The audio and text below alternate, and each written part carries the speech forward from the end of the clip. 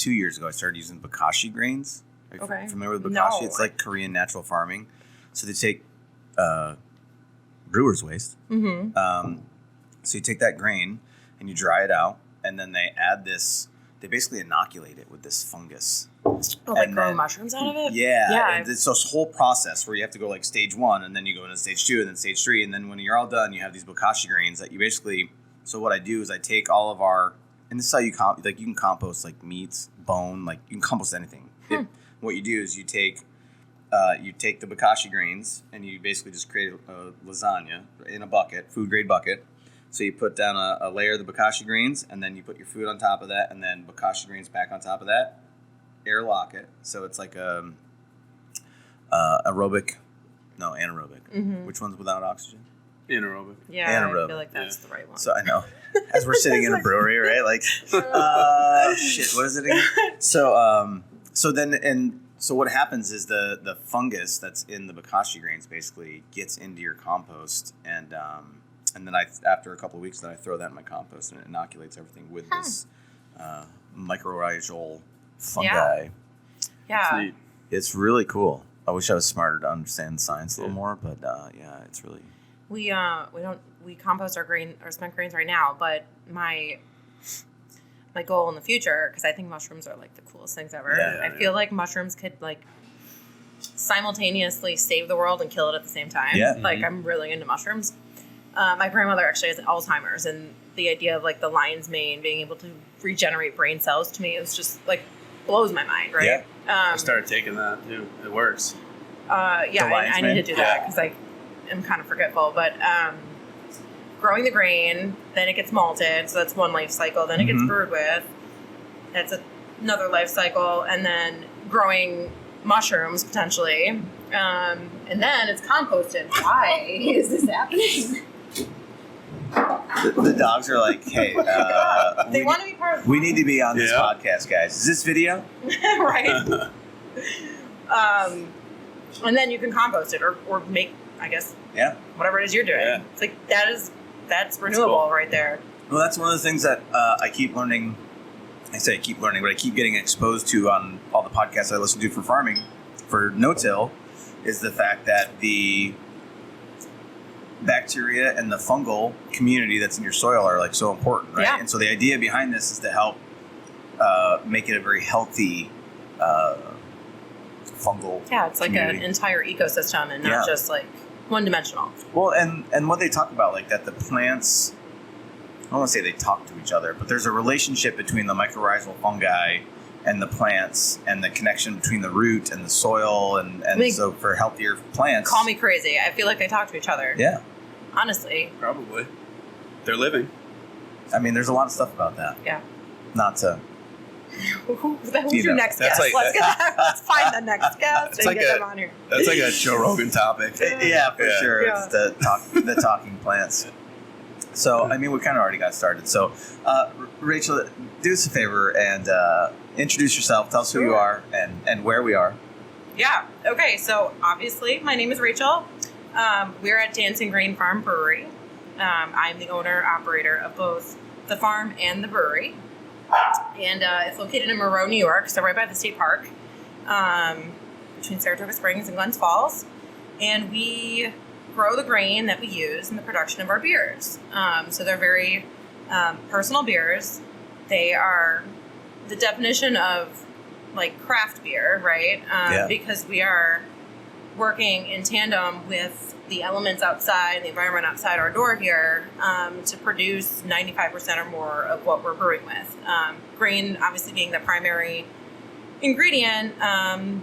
We also have like a whole other product line of herbs and flowers that we brew with as well, for different reasons. We've got a Kolsch coming out in a week or two that we brewed with yarrow. So instead of, and then we put literally a handful of hops in the beer just because it's antimicrobial. Okay.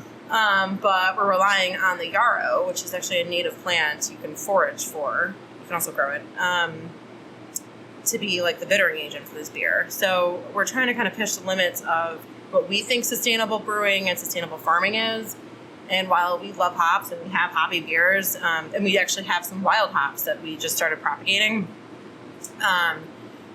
that's not an expertise for us, and we don't have the equipment to support that sort of commercial side of brewing or brewing ingredients. So yeah, those hop harvesters are pretty crazy. yeah, it's a very expensive endeavor to get into, and if you're not going to do it commercially, then you're just going to do kind of a shitty job for yourself, and that's okay. I mean, they're fun to look at. So I've got like a dozen hop vines growing off my barn right now. Well, they're not growing right now, but this is year 2. I guess you have 3 years for maturity on them. But they're cool. They are definitely cool. It's cool just to see them on the barn. Like, makes the barn kind of pretty. Yeah. I don't know if they taste all that good, like you said, but we're going to send these out this year because we dug them up last year and we gave them kind of the season to do what they want. So we'll see this year. We did get some hop cones. Now we'll send some out to a lab. And you said wild hops. Yeah. Like, is that... Help me understand the difference between, like... the wild and domesticated? Well, the rhizomes that I bought from, like... Homebrew Heaven or whatever the hell it was, versus like a wild, like you just found them growing on your property. Yeah, I did. No shit. So when we embarked on this project, it was like 6 months before COVID, and I was also pregnant, very early pregnant, and we're trying to figure out how to close the financing gap, and we're up here talking to the bank, and like all these buildings are basically falling down. They look better. Some of them look better now. And I was driving out the driveway feeling a little disenchanted by this big dream that I thought was a little dream. And I'm like looking for traffic to pull out, and I was like, oh shit, that's straight up a hop plant. It's like right here, like kind of a sign from whatever. In the right place at the right time. And I actually I try to listen to the universe when it tells me things. And I was like, okay, we're having a brewery, full steam ahead. Yeah. And honestly, New York State used to be one of the biggest hop producers in the world. So at some point it was probably like a domesticated hop that's now wild because it's survived on its own. Yeah. Was it growing up a tree? Like on the ground. Just on the ground? Yeah. No kidding. Yeah, there's a ton more over there too. I only dug up what I felt like I needed to do to like kind of see what it would produce and how it would act. And it's a little bit, I would say the plant is a little bit more squirrely. Like it wants to grow on the ground. Yeah. And you kind of have to, you kind of train all hops to grow up, but like, when we transplanted it last year, I was like, this thing is very squirrely. Like it wants to grow everywhere. Yeah, like, didn't want to stay on the twine or whatever you're using. Well, it didn't help. I planted sunflowers around them too, so it's just like taking over all these sunflowers. Nice. So we'll see. And then and actually one of my friends dropped off a bucket of hops that they found in their backyard. Okay. So that's what's sitting over there. I'm going to keep them separate just to see what they do too. That's really cool. That's wild. Yeah. So, are they difficult to spot? I know nothing about hops. If you know what a hop plant looks like, no, they're pretty easy. I'd say they don't look like other things. At my house, and I never realized it was a hop plant. Well, once she gets hers growing, or once mine are growing, you can take a look. Send me a picture. Yeah. Yeah, they're pretty cool, and it's interesting how the different varieties are. Like they are a little different. Like my Cascade hops are different than my Comet hops. Are different than my Centennial hops, and like the leaves are, they're all pretty similar, but they're like maybe a different shade of green, or maybe a little bigger on the leaf. Yeah, or a tiny bit of different shape. Like some of them are rounder, some of them are longer, and they have different, like their oils contain different, I guess, properties or characteristics. And, that whole thing is crazy. So is that what you use to distinguish the different types of beer? Is that or flavor wise or? Sometimes, yeah. Beer is comprised of first malt, which is basically it's grain that's like tricked into germinating so that the starches are available to use. So beer consists of water, malt, hops, usually 99% of the time, and yeast. And those all kind of work together to give you what you consume. So like this is the Spinning Jenny. This is a pale ale, 100% grown and produced in New York State. it has like a base malt, which is a Pilsner malt. It's going to have probably, I think it's called Vava Vom from Valley Malt. And she takes our grain now, malts it, and then we get it back. And then it's got, I don't know which hops, he just recently changed the recipe, but I don't know which hops are in it. But then he'll have some on the hot side, and then he'll add some as like a dry hopping. So it'll go in on the cold side when the beer is fermenting. And those all work together. Different temperatures that you put the hops in for how long, in the time, kind of all interact with how you perceive the bitterness or the pininess or citrusy flavors that come from your beer. But the undertones, like what we really strive for here, is that the undertones are all still very malty. Like you can taste the grain. The grain is sweet.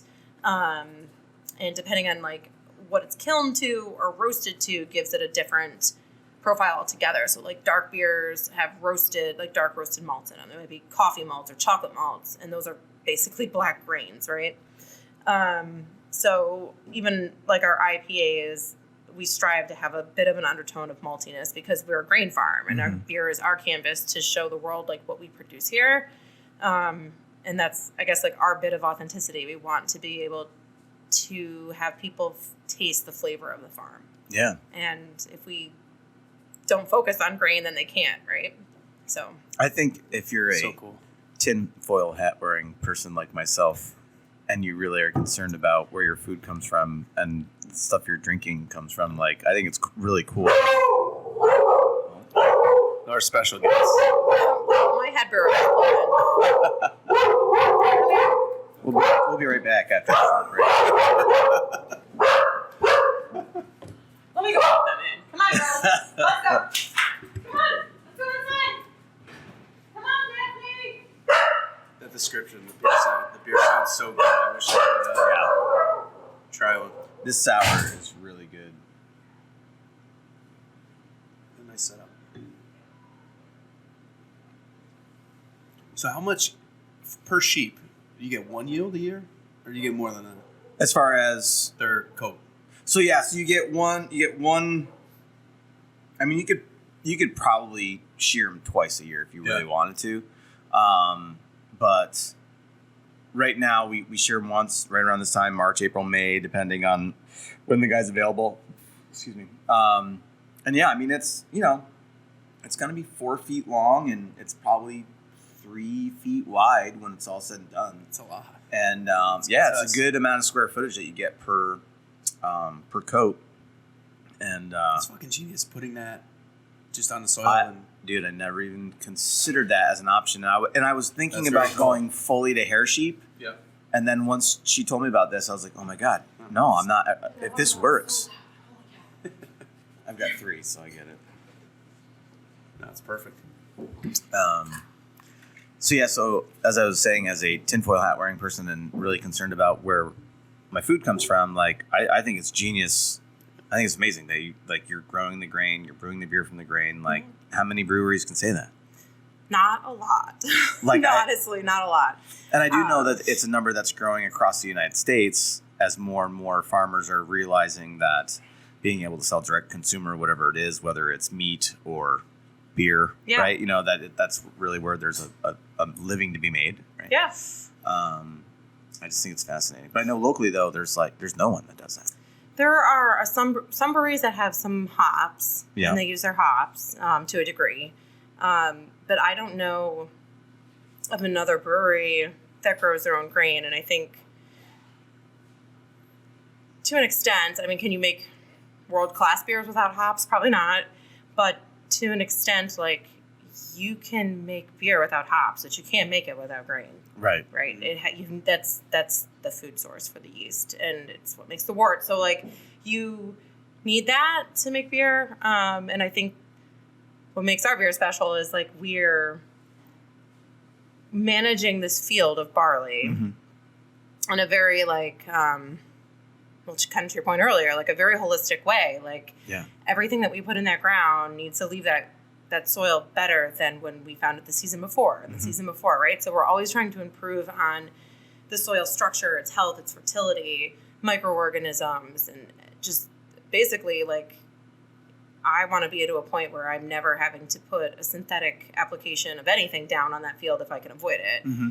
And interestingly enough, like the last 3 years, we haven't sprayed any pesticides, which would include an herbicide or an insecticide and a fungicide. So we haven't sprayed any pesticides in 3 years. And was that scary? Well, some of it was like what was scary about it was typically barley is susceptible to like different funguses, making it like either very difficult to brew with or like toxic. All grain has like fungus on it, right? Yep. Molds and stuff. So if it reaches a certain threshold, then humans can't consume it. And that's scary because then you've basically lost your crop and there's no crop insurance for barley. So, so you're just like out everything. But it kind of started because during COVID, like our farm has a sprayer and it went down. Like some major part, like mouth was toast. Let's just say, I can't remember what it was, but they could not get a replacement for it. Like it was COVID supply chain issues. They could not get a replacement for it.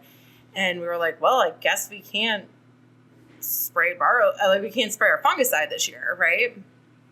And, everything was fine. And it made me kind of look at it a little bit differently. Like a lot of the fungicides are sprayed as a preventative measure because you don't have crop insurance available to you for malting barley. So you want to protect that crop so that you have something to sell at the end of the year or to use in your own production. But I kind of quickly learned, depending on what sort of cover crops or rotations we're implementing from year to year, has a huge impact on how reliant we are on either organic or synthetic chemical applications. Yeah.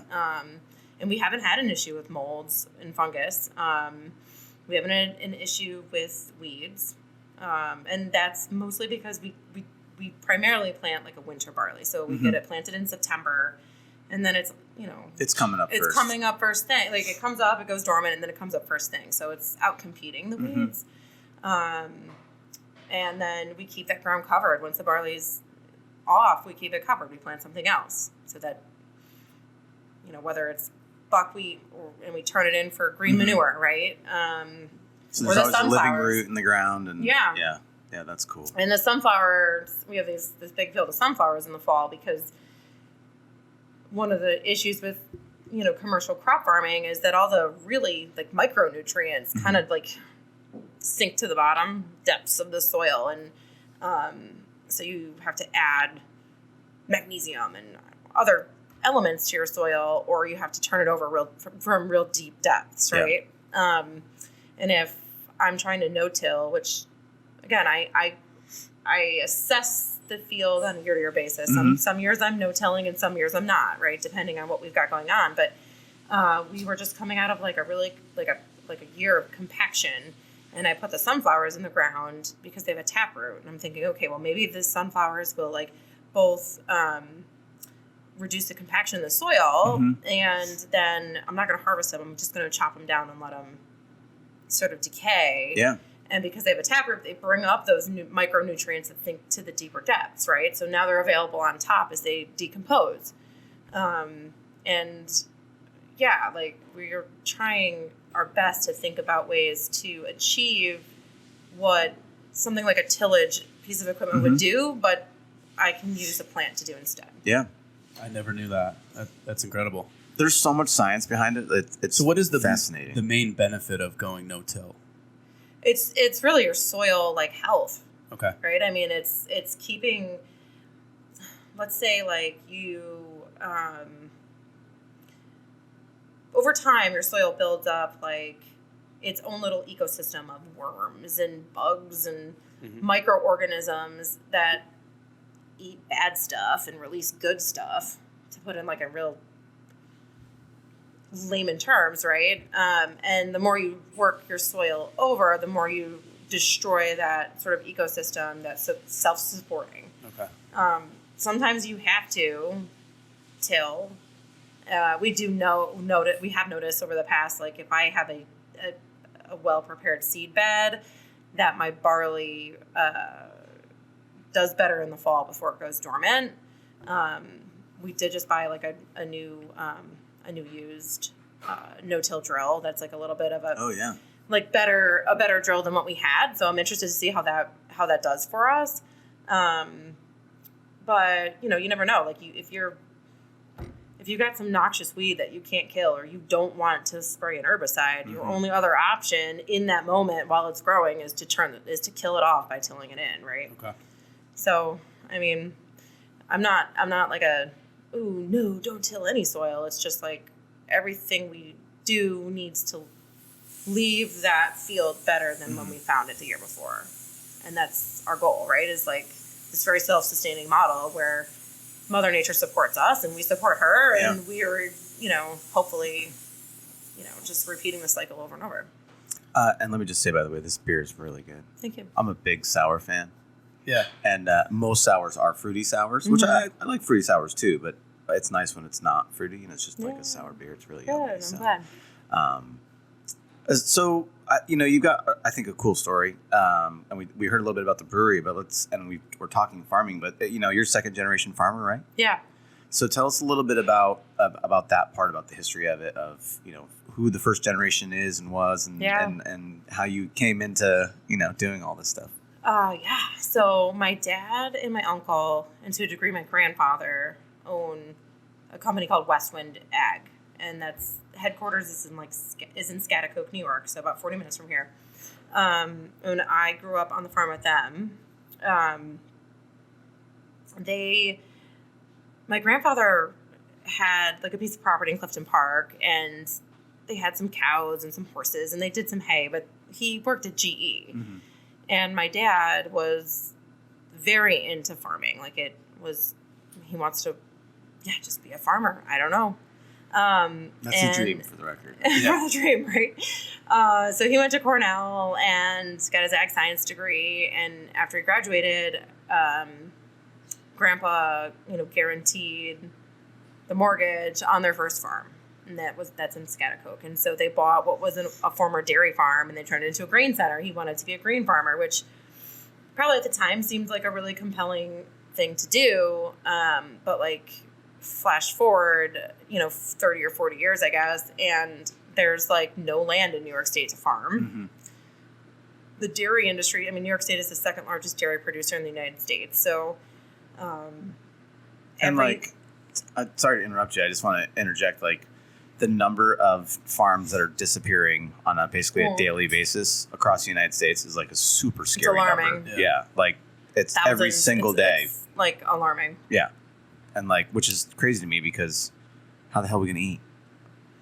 Anyway, I don't know. I just wanted, because you were talking about that. Yeah. It's crazy about how fast it is. So sorry. I grew up my parents divorced when I was 9. And so when it was Dad's day, Dad's working on the farm, right? And so a lot of times I'd be in the shop with my uncles. I'm really close to my uncle too, because he was on the more mechanical side of the farm, whereas my dad was more on the planting side. And I was in trucks and tractors, and I just was exposed to it. Whereas my sister was kind of she really liked books, and kind of her getaway at the end of the day was reading Harry Potter's and fantasy style stuff in her room, where I was I want to be outside. I want to get my hands dirty. I want to put on a pair of boots and jeans. And so I was exposed to it. So it kind of comes naturally to me now, but I actually went into investment banking after school. I did go to Cornell, and I was in the ag school, but I studied business at the time. Their business school was part of the agriculture school. And I worked in oil and gas lending in Houston. That was where I started my career, which is the literal antithesis of what we're talking about, right? Yeah. But I will say it was a really good experience in that it exposed me to a world I wouldn't have otherwise had exposure to. It's very easy, when you are on a farm your whole life, to just be isolated from the world around you. Mm-hmm. And to be competitive in the world around you, you need to get off the farm, right? Yeah. And I had a few very good mentors that helped me navigate, what my strengths and weaknesses were in the early part of my career. So I was with Bank of America for about 3 years, and then I moved over to a French bank, Societe Generale, and kind of moved my way up in that bank for a couple years. Was transferred to New York to work in tech, and that like was the nail in the coffin. Like, technology and Rachel don't get along at all. Like, less technology, better. I don't know. Like, my husband has to reset the modem for me. Like, that's what I'm talking about. Nice. I hate technology. And when I turned 30, I was like, I'm just gonna quit. I hate this. I don't know. I'm gonna go home and figure out what do I want to do. And when I came home, this is the situation. The farm and my dad and my uncle had built up their grain operation, like bins, dryers, like silos, all that stuff, shop, equipment, to an operation like we're talking 2,500 to 5,000 acres. Wow. And It's huge. yeah, like they grow commodities, right? So let's think about it. Commodities are basically, I'm sure in some dictionary, defined as like having no value unless there are like a trillion widgets. Sure. So, in the same time though, they're forced with like increasing land prices because they're first generation. The balance sheet suffers from, not debt and not organic growth, right? And they were farming about 1,200. So they have this huge investment over here, like literally brick and mortar, that they have to pay on, and they can't keep full because they don't have enough ground to keep it full. And this farm actually that we're sitting on now was a farm that they leased, and they had picked up the lease before I was born. It was like early 80s they got the lease here, and never on the homestead. The homestead had like tenants, but all of like the farmland. So when I left my job, the landlord, Mr. Loeb, actually a real estate investor in New York. I got to meet him once. He was wearing this pinstripe, like double buttoned suit. Really eclectic guy. Offered the farm up to my dad and my uncle. And this is like, I'm leaving investment banking. They get this offer to buy this farm, this 7-figure purchase. And I'm like, oh, I can't afford this. And their response to me was like dead in the face, we can't afford to lose more land. Right. And I'm like, well, you're just feeding a problem is like what's happening here. So let's say it was $1 million. I don't remember the purchase price, but the farm only produces so many widgets, so many like acres of corn, so many bushels of corn or soybeans or whatever. And now you have a debt expense that you have to cover, and you have no more widgets to sell. And so that's when I was like, all right, let's step back here. Let's think about how do we keep the tractors moving more weeks out of the year? How do we keep the grain bins full longer or fill them with something else? What do we do with these buildings? You're paying interest expense on all this stuff. Like, let's start doing more with less. And that was really like the philosophy behind building the brewery. It's like we are faced with as farms across the United States, especially in New York, a shrinking land base to do our jobs. We've invested time, energy, our entire lifetimes in producing food for people who are largely unappreciative of what we do. And we have a skill set that you don't just pick up overnight, right? I couldn't grow 100 square feet of wheat last year, let alone 200 acres of barley or corn or soybean. I mean, it's an art. It's not an easy thing. It's not. You don't just throw shit in the ground and water it and it grows. Like pray that it. I mean, I guess there is a lot of praying, and like talking to your plants, but that's just that's another podcast. But so that was the philosophy behind building it, and we started with grain trials because the reality was like malting barley hadn't been grown in New York State in 100 years. So, and we're not only growing a different type of crop, we have to grow it to a different standard. So in order to make malt, the barley has to germinate. So you have to harvest it at a very specific window to do that. Otherwise, it's feed barley. It has less of a reproductive capability. And so we did like 5 years or 5 seasons of crop trials that could have otherwise been something we could sell. And my dad and my uncle literally kicking and screaming. And like what you're talking about, like the weeds, like the first few seasons, it was like, oh my God, we just infected our fields with like noxious weeds. Like that's what we did here. Like this is a nightmare. It's costly. Like break out the herbicides. God, it was just so tough. And then we figured out a few strains of barley, a few varieties of barley that worked for us, and we just were like, we're sticking with this. This works for us. We know how to utilize it. We know how to make great malt from it. That's going to make good beer. This is who we are. This is what we're doing.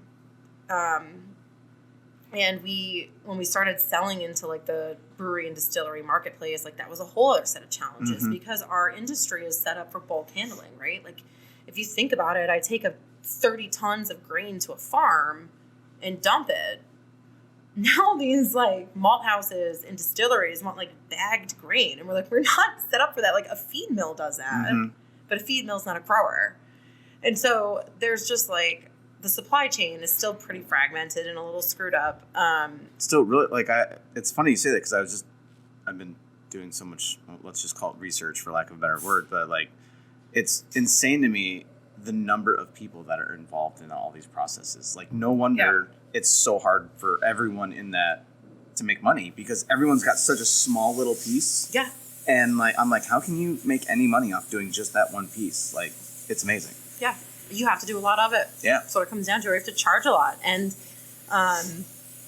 it's funny, Cornell is giving they have this annual conference with the CIA, and it's like the Malt Bar-ley Summit or something. And 2 years ago, we had just opened the brewery. I went down to it. So I like to support Cornell. And, you know, it's all these guys up on this panel that are old-time farmers. And brewers are in the audience. The whole point is to connect like maltsters and brewers with farmers so that everybody can understand what's going on, you know, before it even gets to their door. And oh man, they just don't speak the same language. I'm sitting in the audience just like, oh my God, like this is so painful to listen to. And eventually one of the moderators was like, Rachel's in the room. Can we just like, Rachel, can you can you get up here? And I was like, cold in front of like 100 people, I guess. But, and somebody in the audience we actually just did a collab with was like, so like, what's it going to take for the price of malt barley to come down in New York? We use 100% New York State, like ingredients in our beer. It's Strong Rope Brewery down in Brooklyn, which is like a hard thing to do. Like think about getting that to Brooklyn.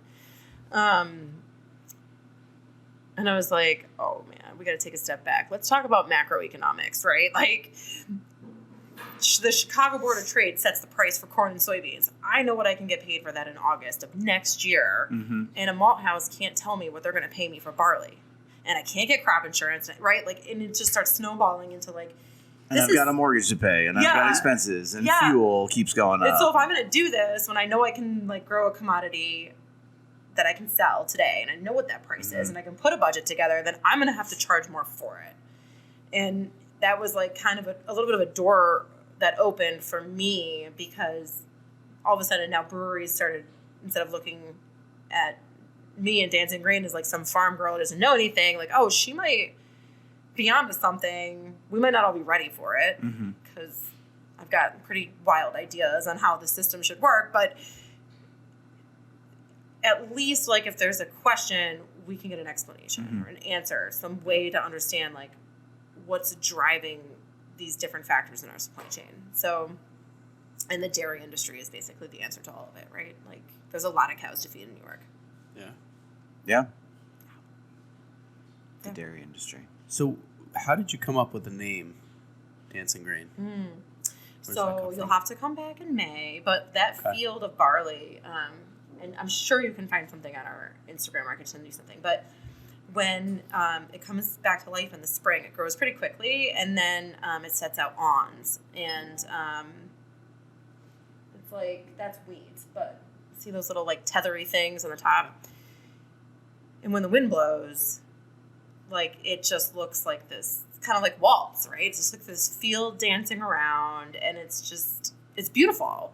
And so yeah, Dancing Grain kind of came to life just out of like sheer fact that the grains are dancing. And you can see that here. So Very cool. It's pretty. And so you guys, you create beer. You also do events. Yes. You have a pretty big one coming up here in April 8th. Yeah, the 98% totality party. Nice. Because we're going to get 98% here. But we do have a special beer that we're releasing for it. It's called Total Dankness. And it's going to be a big, hazy IPA. Nice. That hopefully competes with some of the top IPAs in New York State. I came back from New York City Beer Week and had a couple of conversations with some breweries down there that told me I can't make a world-class IPA using New York State ingredients. And I was like, challenge accepted. Wow. I love it. Let's correct this. Tell me narrative. what I can't do, everybody. I've done a lot so far. Tell me I can't. That's awesome. Yeah. So you can book. You can get tickets online at Eventbrite. It's like $15 for a beer, and you get glasses and a seat to watch the eclipse. Nice. Yeah. That's awesome. It's going to be over there. Yeah. So the sun should be like just this way. That's true. That's pretty much, that's west. Yep. Derek, last year, you should check out their Instagram, but and it's a really cool story too, the sunflowers, right? And so we came here for a chamber event, and you walk up, and like that whole field out there was just sunflower. It was beautiful. Like, I mean, it was remarkable. Wow. People are like blinded. Oh by yeah, it. it was remarkable. I've always wondered why you go to farms in the fall and you see all the sunflowers, and now I know. Apparently, it's about the taproot. Yeah. Yeah, that's incredible. Yeah. I'm getting a whole other education. I know, right? My garden's going to be sick this year. I mean, I'll be calling Rachel. I don't know. What do I do? I hope I don't offend anybody, but marijuana and hemp also have really good, strong tap roots that come out of them too. So do. Of course, you have to pay a lot of money, I guess, to grow that stuff. We have people who try to like break in just to see sunflowers. I can't imagine what would happen if we had security. I know.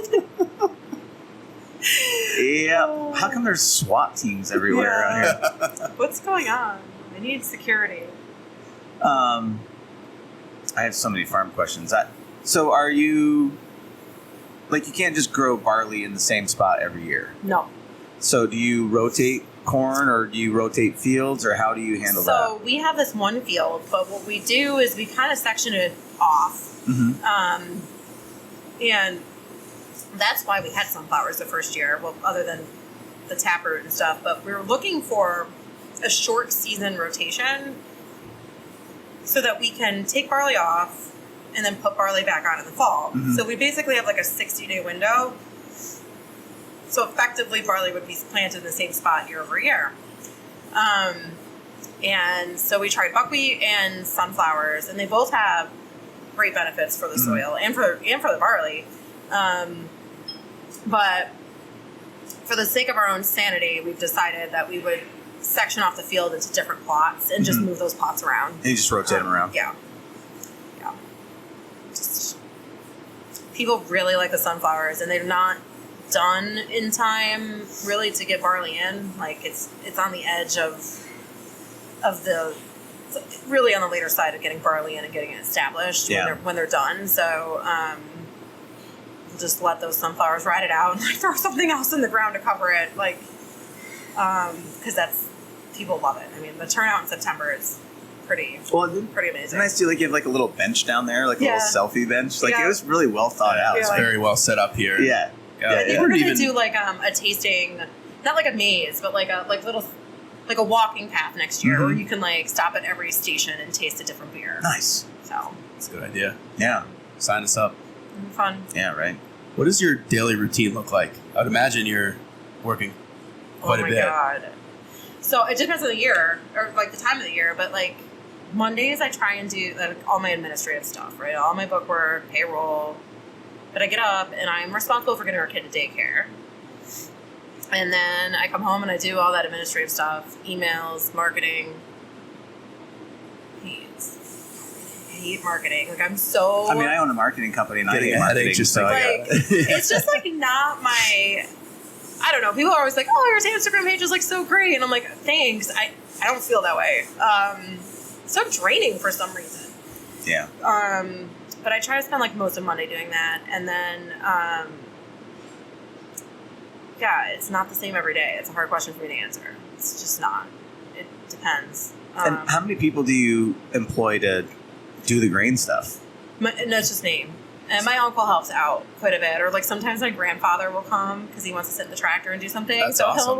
he'll be like, okay, well if you load the grain drill, I'll seed the grain, right? And so it's really cute. But yeah, I mean mostly. And then you have a harvester. You were out there and doing it. You know what's crazy to me? Like what I've learned in the past 6 months is that the number of farmers in this country that farming is not their full-time job. Yeah. Like the number because you can't make a living doing it. Right. Mostly, yes, it's absolutely crazy. Like, crazy. and to think about how much farming you're doing, right? And then this has probably become your full-time job, but the farming is a full-time job at the same time. Yeah. Like it's crazy. Yeah. Like the amount of beef that we have in the United States that has come from people that like it's a one-person farmer with like 200 head of cattle and they're rotating their paddocks every day, like they're doing daily moves for it's insane. My neighbor does it. A couple family members that work with him, and that's about it. Oh my god, it's insane. It's like a lot of can you help? What are you doing this weekend? Can you help me? There's like a lot of that going on, honestly. But yeah, I mean, I do a lot of the front of house stuff too, which I've taken a step back from. I've like kind of hired in like an assistant manager to like nice. She handles all the staff. So what's the schedule? She's now coordinating with all the food vendors, musicians, activities that we have going on, which frees me up to do some other stuff. But she's not in the tap room every day, so I am on site quite a bit, just at least here for emergencies, or if we see we're busier than expected and we need another hand, like I'm here. But my goal this year is to focus a little bit more on like the farming side of it and sharing that publicly, because we've seen this sort of shift in people who are unconsciously making purchases to people who are consciously choosing products, because things are very expensive. So if they're going to buy it, they want to love it, or they want to feel like they got their money's worth, right? And B, we want people to feel like they're part of something special. Like you're spending money here. You're not buying a beer from Stewart's or from Hannaford. Like you came here, you went out of your way to visit us, and we want you to feel special, and we want you to feel like you have an impact here. So there's kind of constant projects going on, obviously, fix things up and make it a better experience for people, and make it more as inviting and as informative and educational as we can.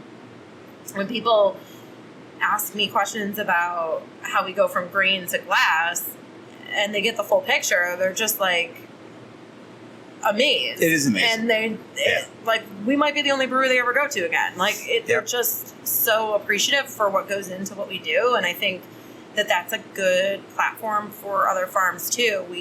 Hopefully this barn gets done in time. We want to have like a marketplace here for other farms and like local artisans and stuff like that, you know? And maybe not like a farmer's market in a traditional sense, but like this is a marketplace where like you can engage with your customers, sell your product, and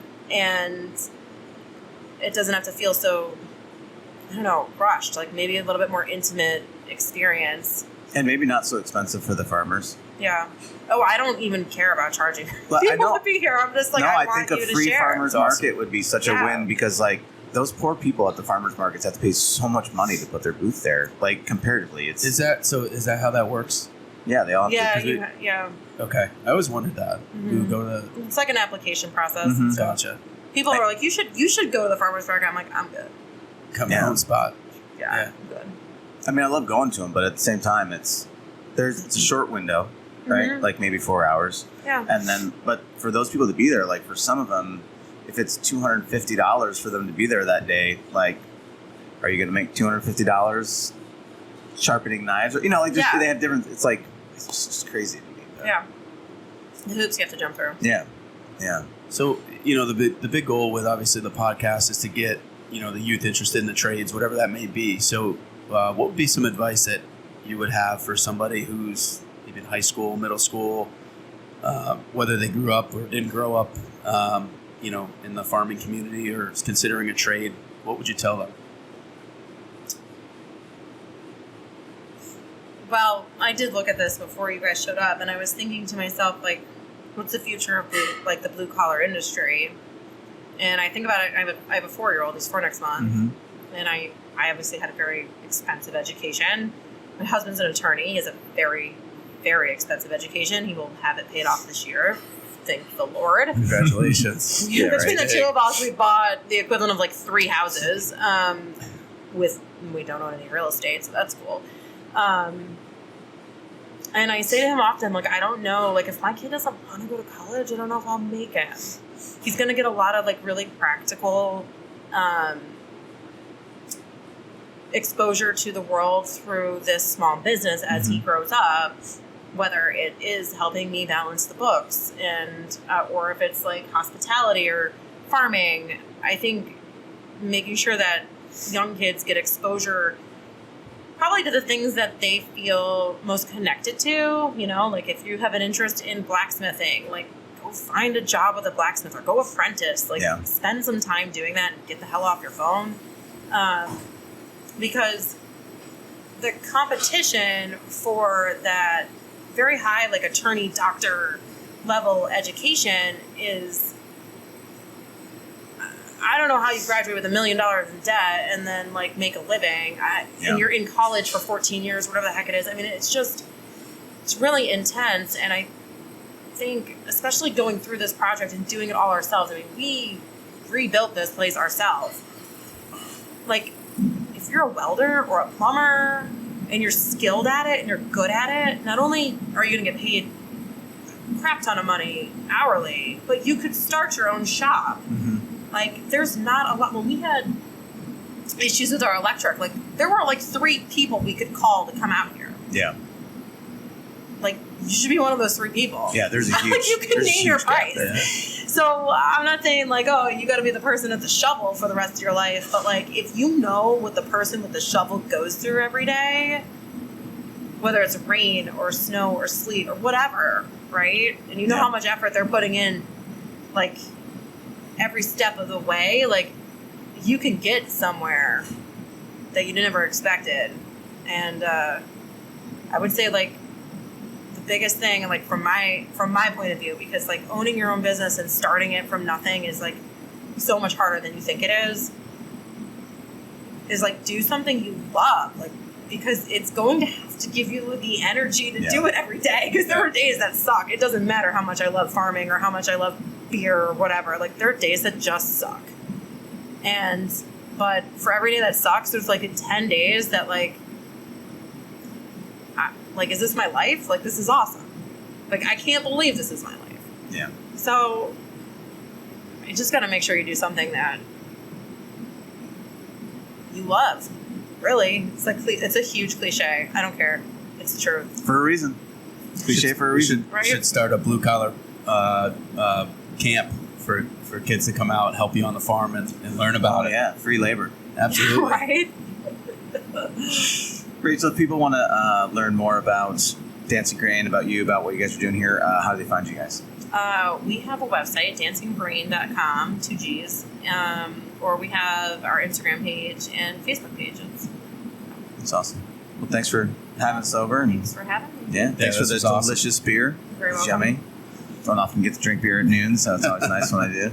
Back to work. And That's how you guys choose your guests, right? That's right. Where can I? Derek's going to text me later. Right, from now on, we're only interviewing people at breweries. So, thanks again, Rachel. Appreciate it. Thank you, guys. Thank you. Appreciate everybody for listening. Obviously, check us out on the website, bluecollarstartup.io, and keep listening everywhere you get podcasts. Head over to Dancing Grain, April 8th. April 8th, 98% totality for the total dankness. Yeah, total dankness. Total dankness. Thanks, everybody.